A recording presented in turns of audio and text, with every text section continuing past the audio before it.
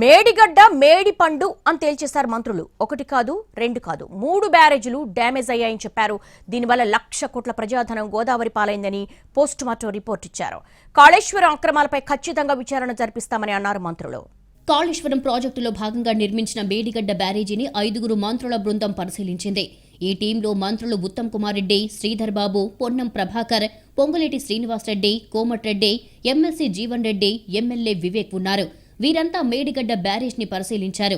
Aerial view ద్వారా కూడా barrage ని సమీక్షించారు.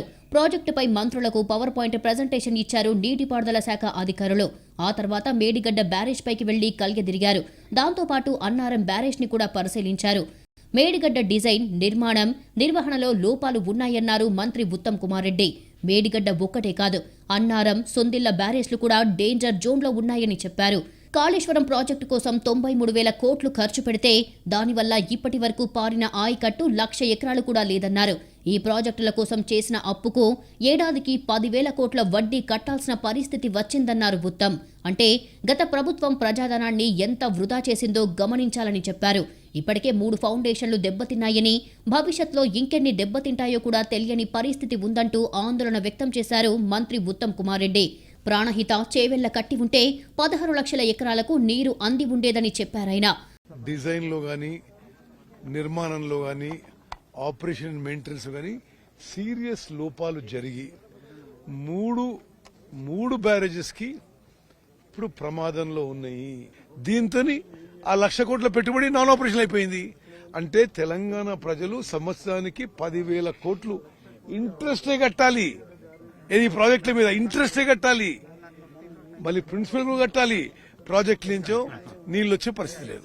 కాళేశ్వరం ప్రాజెక్టుకు సంబంధించిన అన్ని అంశాలను ప్రజలకు వివరించాలి అన్నదే తమ ఉద్దేశమన్నారు మరో మంత్రి శ్రీధర్ బాబు. ప్రజల సంపద సరైన విధంగా ఖర్చు చేశారా లేదా అన్నది చూడాలన్నారు. సాంకేతిక పరంగా లోపం ఎక్కడ జరిగిందో ప్రజలకు తెలియజేసే ప్రయత్నం చేశామన్నారు. భారీ వర్షాల వల్ల పంప్ హౌస్ మునిగిపోవడం, అన్నారం బ్యారేజ్కి సంబంధించి బుడగలు రావడం, ఈరోజు రాష్ట్ర ప్రజానికానికి సంబంధించిన సంపద సరియైన విధానంలో ఖర్చు చేయటం జరిగిందో లేదా అని తెలుసుకునే ప్రయత్న భాగంలోనే మేడిగడ్డ దగ్గర అక్టోబర్ 21న బాంబు పేలినట్టు శబ్దం వచ్చిందన్నారు ఈఎన్సీ మురళీధర్రావు. 7వ నంబర్ బ్లాక్లో పెద్ద శబ్దం వచ్చిందన్నారు.